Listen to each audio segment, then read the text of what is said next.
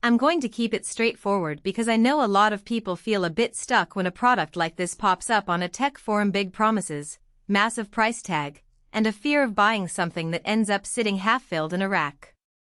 The biggest question is whether you'll actually see the performance boost in your day-to-day workflow, or if you're just paying for a lot of metal you'll never use.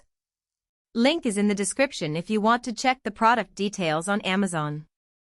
The QNAP TS h1090FU 7302P128 GUS sits in a very specific niche, high-density, all-flash storage for latency-sensitive workloads.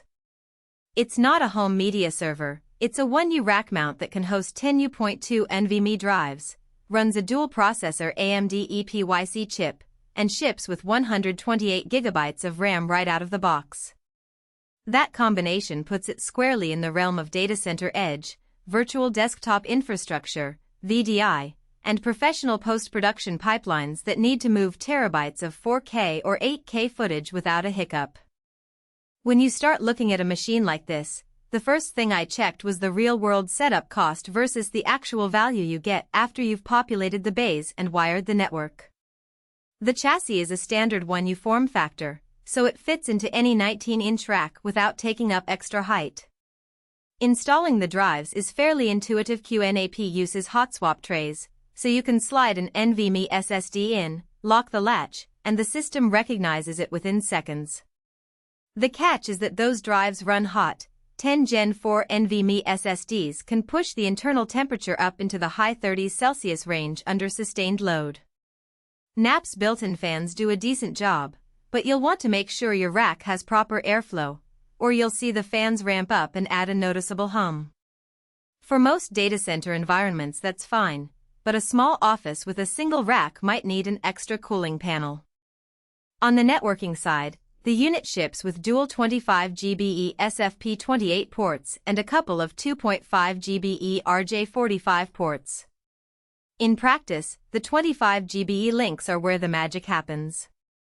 I ran a series of copy and paste tests moving 2 terabytes of 4K video files from the NAS to a workstation equipped with a matching 25 GBE NIC. The transfer peaked at around 2.1 gigabytes per second, which is exactly what you'd expect when you're pulling data across a full Gen 4 NVMe bus. That throughput is enough to feed multiple editors simultaneously without any buffering, which is the kind of scenario a post-production house lives for. If you only have 1 GBE or even 10 GBE on your network, you won't be tapping into the full potential, and that's where the value proposition starts to wobble. The dual AMD EPYC 7302P processors give you 16 cores and 32 threads, and they can boost up to 3.3 GHz. For a storage appliance that also runs virtualization, that's a serious advantage. I set up a couple of lightweight Windows VMs directly on the NAS using QNAP's virtualization station. The VMs launched in under 20 seconds and handled office productivity tasks without any jitter. When I pushed a more demanding workload and SQL database that was constantly writing and reading rows, the system kept latency below 2 milliseconds, which is impressive for a combined storage and compute node.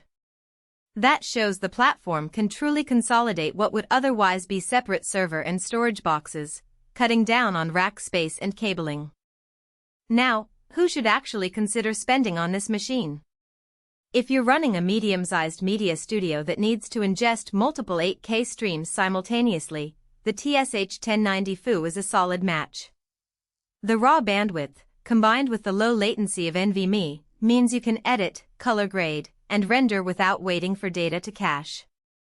It's also a good fit for companies that host virtual desktops for a distributed workforce. The ability to spin up VMs right on the storage node reduces the number of moving parts and can lower overall power consumption compared to running separate compute and storage blades.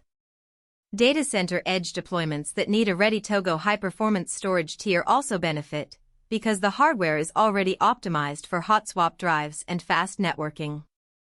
On the flip side, if you're a small business that just needs a reliable backup target, or a home lab hobbyist looking to dabble in NAS storage, this is overkill. The price point reflects the enterprise-grade components, and you'll end up paying a premium for features you'll never tap. The same goes for anyone whose network infrastructure tops out at 10 GBE, you won't see the throughput gains, and the dual 25 GBE ports become a sunk cost. Also, if you're planning to use mostly SATA SSDs instead of NVMe, you still have to buy the expensive chassis and processors.